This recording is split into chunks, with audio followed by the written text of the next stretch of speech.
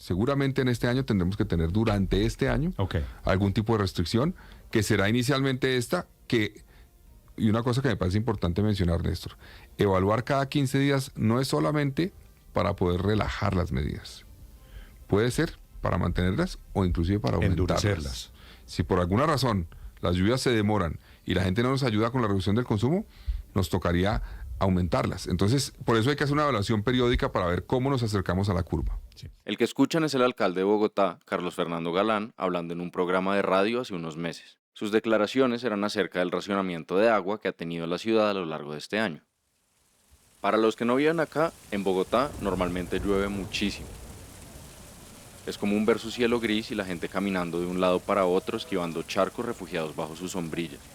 Pero cada vez que el sol se asoma entre los cerros y el cielo se destapa, la ciudad se pinta de colores muy distintos. Pero también su calor puede resultar abrasador. El fenómeno del Niño a principios de año hizo que pasáramos por unos periodos de sequía tan fuertes que desencadenaron postales distópicas. Los cerros al oriente de la ciudad ardiendo en llamas y la disminución preocupante de los niveles del sistema de embalses que suministran el agua a la ciudad. Pero hoy, 5 meses después de esos primeros anuncios, el panorama no es mejor.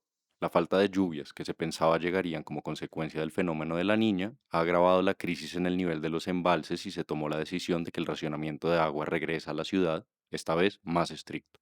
El día cero se va a alcanzar cuando el sistema Chingaza llegue a un nivel de 36%.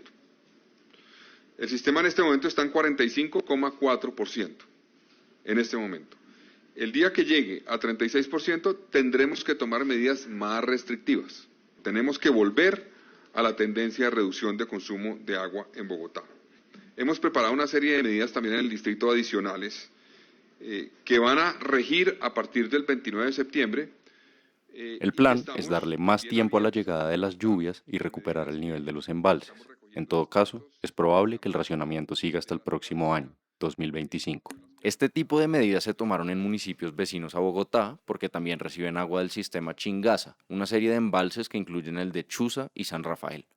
A menos de una hora en carro, saliendo por el oriente de la capital, está el municipio de La Calera, de unos 35.000 habitantes, menos del 1% de la población de Bogotá. Allí se han visto afectados por la sequía y el racionamiento. Y no solo en el casco urbano, las veredas cercanas tampoco tienen acceso garantizado al agua todos los días. El 30% de la población de La Calera se abastece con agua que proviene del embalse de San Rafael. El 70% restante proviene de varias quebradas como la de San Lorenzo, la fuente principal. Los racionamientos y la falta de infraestructura en algunas de sus veredas han producido desabastecimientos de semanas enteras que han obligado a la gente a bajar con baldes a la carretera y recibir agua de carrotanques. Esa realidad que vive La Calera refleja una gran paradoja. Paralelamente al rigor que soportan los pobladores, la empresa Coca-Cola FEMSA opera una de sus 7 plantas donde embotella, vende y distribuye uno de sus productos, el agua manantial. Pues allí, en medio de esa coyuntura de que no caía ni una gota de agua, los habitantes de La Calera, desesperados, incluso empezaron a rezarle al santo, al que se supone que se le reza para que llueva. No tenían acceso garantizado al agua, mientras que Coca-Cola, la planta de manantial, no dejó ni un solo día, ni un solo minuto de extraer cientos de miles de litros de agua al día. No tuvo ninguna restricción. Esta es la voz de Laila Abu Shihab Vergara, periodista de investigación y directora de proyectos de Vorágine, un medio independiente que investiga historias que tienen que ver con corrupción y vulneración de los derechos humanos.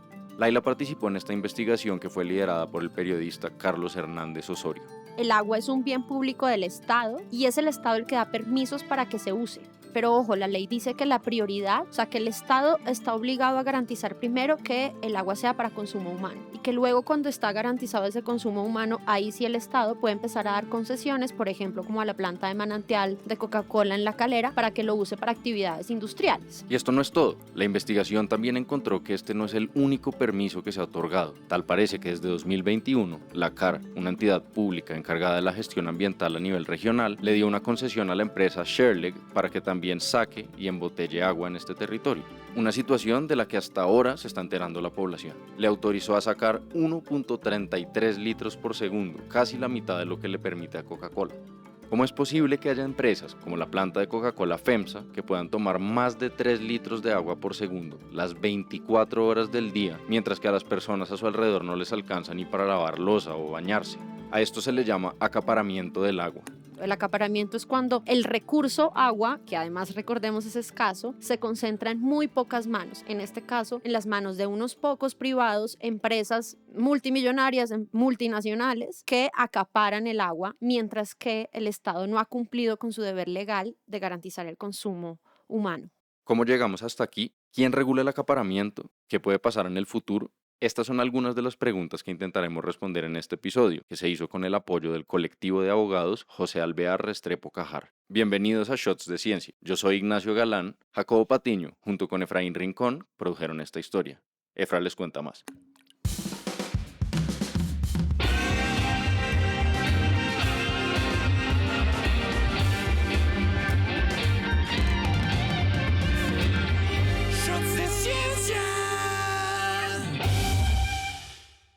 Colombia es un país enormemente rico en agua. Tenemos el 50% de los páramos del mundo, un sinnúmero de ríos que vienen de los Andes y en la región Pacífico las zonas más lluviosas de todo el planeta. Y a pesar de eso, cada vez oímos hablar más de racionamientos y escasez, una situación que no se limita a la incidencia del fenómeno del Niño y el cambio climático, también a la falta de infraestructura y cobertura que han dejado a más de 3 millones de colombianos y colombianas sin acceso al agua potable y a unas 12 millones con un acceso inadecuado a merced de acueductos informales y de recolectar aguas lluvias. En muchos municipios de Colombia, los grifos ofrecen agua turbia, las quebradas se han convertido en riachuelos y de las duchas sale apenas un hilo que no alcanza ni para quitarse la espuma del jabón. Pero lo paradójico es que las estanterías y neveras de las tiendas y supermercados en todo el país se mantienen abastecidas de gaseosas, cervezas, jugos azucarados y, como no, agua embotellada. Por lo general resulta más fácil encontrar una cerveza bien fría que una fuente gratuita de agua potable.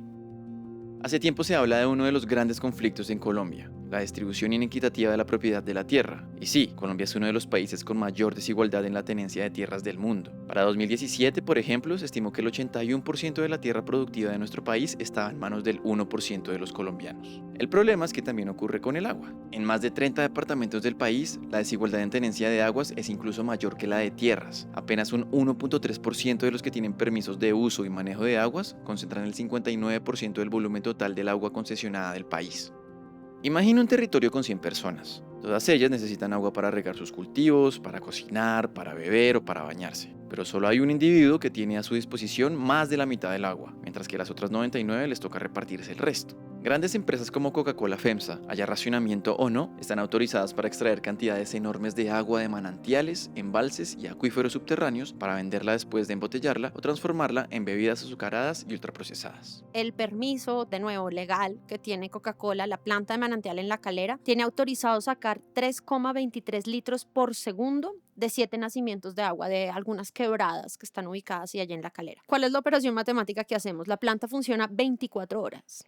No deja de funcionar, lo que pasa es que hay muchos turnos de trabajadores ahí adentro. Entonces, si la planta funciona 24 horas y tienen autorizado sacar máximo 3,23 litros por segundo, pueden extraer a diario máximo en su tope 279,000 litros al día. Eso serían 101,8 millones de litros al año. ¿Cuánto es esto? Nosotros encontramos que esos millones de litros al año que puede extraer la planta de manantial en La Calera son con los que uno podría llenar 40 piscinas olímpicas. Además, aunque no recibieron respuesta alguna de Coca-Cola, una fuente interna les dijo que en un día pueden embotellar 420,000 botellas de 600 mililitros, unos 252,000 litros de agua. Pero eso sí, las comunidades alrededor tienen que ajustarse a la escasez.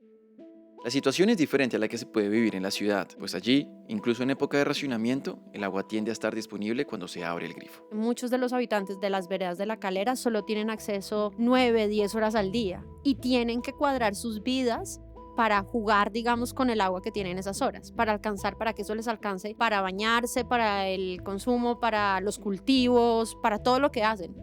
9 o 10 horas, o 5 cuando llegó lo más duro de la sequía este año. Esto que cuenta Laila resalta lo poco que nos cuestionamos el origen de los productos que consumimos. ¿Se imaginaba que el agua manantial que venden en un supermercado o en una tienda cargue con estos conflictos? ¿Que su acceso a esa botella de agua implicó negársela a alguien más? Estas empresas tienen plantas que están en algún municipio del país. La empresa Postobón en particular tiene pues una presencia casi que en el 90% del país, y entonces la pregunta que uno debería hacerse es: ¿cuál es el impacto que esto está causando en los lugares donde ellas están ubicadas, donde están produciendo, envasando estas bebidas, y de dónde sale el agua que permite que haya tantos productos disponibles todo el tiempo en todas las tiendas y supermercados del país. Esta es la voz de Viviana Tacha, una abogada que en los últimos años ha dedicado su trabajo a los conflictos socioambientales producidos por megaproyectos. Actualmente es la directora de Siembra, un centro jurídico para la defensa territorial. Viviana menciona Postobón porque realizó una investigación en el 2021 sobre el acaparamiento de agua por parte de productores de bebidas endulzadas y comestibles ultraprocesados. Se trata de otro caso de acaparamiento de agua, pero esta vez en el municipio de Sesquilé. Tiene una población incluso menor que La Calera, de apenas unos 14.000 habitantes. Aquí, una planta cervecera de Postobón dispuso del suelo y del agua de la región para sus intereses, mientras los habitantes no contaban con agua de calidad. Vorágine también investigó esta situación. En el 2019 se inauguró una planta en Sesquilé con un potencial de producción de 300 millones de litros de cerveza al año. Un año después, ya estaba produciendo una tercera parte de esa capacidad, unos 100 millones de litros anuales.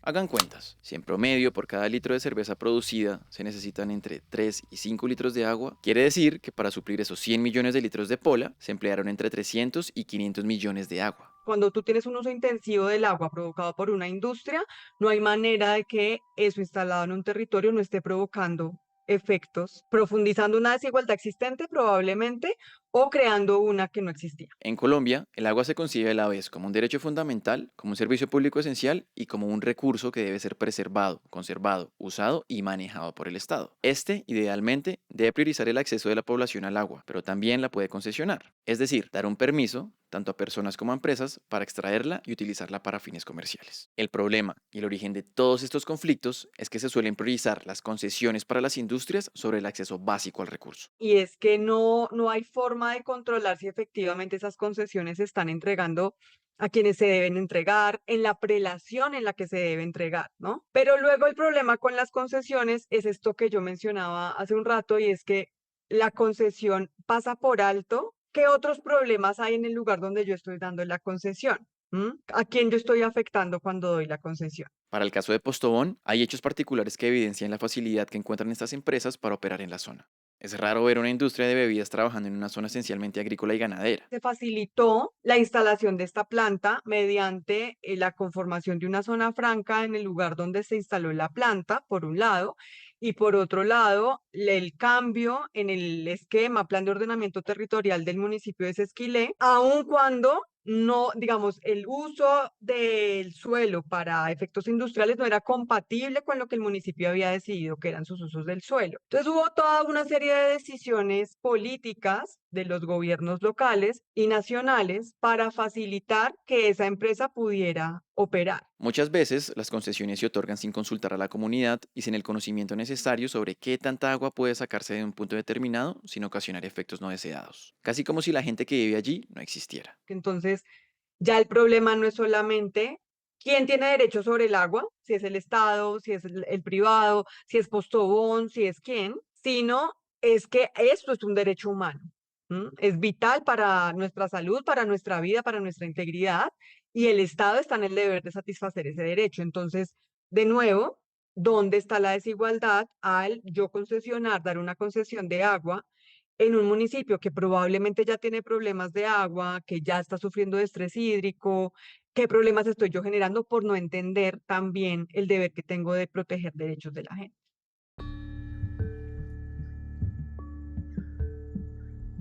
¿Cómo es posible que esto ocurra? ¿Cómo consiguen las empresas acaparar el agua? Primero, las concesiones son otorgadas por las corporaciones autónomas regionales o CAR, las autoridades ambientales locales para cada región de Colombia. Como su nombre sugiere, tienen autonomía sobre cómo administrar los recursos naturales de sus jurisdicciones y cuentan con una asignación presupuestal que varía entre cada una. A causa de esto, también tienen juicios muy distintos para determinar si es adecuado concesionar o no el agua. Porque como son corporaciones que están descentralizadas, es decir, esto no es una entidad del orden nacional, cada una parece tener criterios distintos, luego no tenemos ni siquiera como un criterio unificador que nos permita decir que efectivamente las CAR deben hacer esto o lo otro, ¿no? Ahí hay como una suerte de, sí, una normativa muy básica, pero luego mucha, si se quiere, arbitrariedad al momento de tomar decisiones sobre esas concesiones en el día a día. Y a pesar de ser entidades del Estado, no publican la información relevante para que conozcamos qué fuentes, manantiales o caudales de agua están siendo concesionados para uso de estas industrias. No tenemos información pública contrastable que nos diga cuál es la magnitud del impacto que causan las bebidas endulzadas y los comestibles ultraprocesados en el agua. No lo sabemos. ¿Y por qué no lo sabemos? Porque no existe esa información. La información que logramos recopilar fue una información de fuentes secundarias, de informes periodísticos. Los casos específicos que se analizaron también daban como algunas luces, pero no tenemos la magnitud de, bueno, a nivel nacional, esto es lo que pasa con todo este sector de esta industria en particular. Ese conteo, por ejemplo, no existe. Otra enorme agujero en esta forma de gestionar el agua es la participación comunitaria. A pesar de que este tipo de concesiones tiene efectos sobre las personas que viven y trabajan cerca, no suelen ser consultadas. La decisión queda en manos de la corporación. El derecho a la participación existe en Colombia, la participación ambiental existe en Colombia, tú la puedes reivindicar, pero digamos que en la normatividad de las concesiones no es que exista específicamente un mecanismo que te permita abiertamente participar para determinar, por ejemplo, en una concesión que es muy agresiva con el recurso hídrico y que puede impactar gravemente el derecho al agua de una comunidad, no existe un mecanismo claro con una participación efectiva que pudiera ser eventualmente vinculante para que la gente tome una decisión o tenga alguna incidencia en la toma de decisión. Y todo esto sin mencionar que las empresas en Colombia inciden en la política y la legislación. Esto es una forma de captura corporativa del Estado. La ley no prohíbe que las campañas políticas reciban financiación de empresas privadas, y esto se puede prestar para que miembros del Congreso de la República legislen a favor de ellas. Es un sistema de tú rascas mi espalda y yo rasco la tuya. Idealmente, los congresistas que hayan recibido este tipo de soporte deben declararse impedidos para votar en proyectos de ley que puedan favorecer a las entidades que los financiaron, pues estarían en un conflicto de interés. Sobre esto conversamos con Jessica Hoyos, abogada defensora de los derechos humanos y presidenta del colectivo de abogados José Alvear Restrepo. Desde el colectivo de abogados y abogadas José Alvear Restrepo interpusimos una demanda de inconstitucionalidad porque dijimos eso sí es un conflicto de interés, porque es que aquí en Colombia incluso está documentado por organizaciones como Transparencia por Colombia que han hecho encuestas y los congresistas sí creen que si les financia un sector económico, pues que luego tiene que legislar a favor de esos intereses económicos. Entonces sí se cree, sí es una creencia, además es una práctica, lo hemos visto. Y ganamos 8-0. Los magistrados de la Corte Constitucional dijeron efectivamente hay un conflicto de interés. El acaparamiento de agua no es más que el resultado de jugar con un sistema que no solo lo permite, sino que lo favorece. Hemos visto y hay denuncias acá en Bogotá cómo algunas industrias terminan utilizando el agua y pagando el recibo como si fuera uso doméstico y resulta que es uso industrial. Y se han documentado algunos de estos casos. Entonces, cuando hablamos de captura corporativa es que se capturan incluso algunos poderes locales que son los que tienen que dar determinadas licencias, como las CAR, y se termina entonces influenciando para que el interés económico esté por encima de los derechos humanos. Y esto se suma, una vez más, al difícil acceso de información que mencionamos antes. Porque muchas veces no podemos acceder a la información real y completa, ni siquiera a los lugares donde están embotellando el agua, por ejemplo, porque terminan siendo sitios privados. Entonces, si compran el terreno donde está el nacedero del agua, termina siendo un sitio privado y terminan ellos pues acaparando toda el agua. Cuando el Estado le da una concesión a la empresa por extraer agua, esta tiene que pagar. Y por ejemplo, volviendo a la investigación de Vorágine sobre Coca-Cola FEMSA en La Calera, se encontró un valor que ha escandalizado al público. Aunque Coca-Cola no dio un dato actualizado, sí entregó el de 2016, que permite dar una idea. En la factura de 2016, Coca-Cola reportó haber extraído durante ese año unos 56 millones de litros, la mitad de lo que les había dicho ahora, o sea, como unas 20 piscinas olímpicas más o menos, al año 2016. Por esas 20 piscinas olímpicas solamente pagó 607.501 pesos. 600.000 pesos por extraer la cantidad con la que se llenan 20 piscinas olímpicas. Con toda la plata que factura una empresa como Coca-Cola al año, esa cifra se vuelve irrisoria. Y si lo comparamos con el precio al que usted o yo pagamos el agua en la factura cada mes, la risa se nos amarga. Bueno, eso era 2016. Tratamos de hacer un cálculo con base en eso y nos dio más o menos que en 2022 tendrían que haber pagado unos 4,5 millones de pesos y que en 2022 Coca-Cola reportó ingresos por 226.740 millones de pesos. Agua. Agua por todas partes, pero ni una gota para beber. El poema Balada del viejo marinero cuenta la historia de un hombre que, después de un arduo viaje en su barco, se queda varado en medio del océano junto a su tripulación. A medida que pasan los días, las provisiones se agotan, el sol seca sus labios y la brisa que antes hinchaba sus velas se hace cada vez más tenue. El marinero, azotado por la sed, pero rodeado de agua salada que no puede beber, recita ese verso. Este poema terminó siendo una radiografía de lo que viven diversas poblaciones del país, de las paradojas de vivir en uno de los países con mayor riqueza hídrica del mundo, pero no tener agua. Les invitamos a leer esta investigación que hizo Vorágine en su página web. Aunque contamos una parte, intentamos no dar spoilers, así que vale la pena que se pasen por ahí.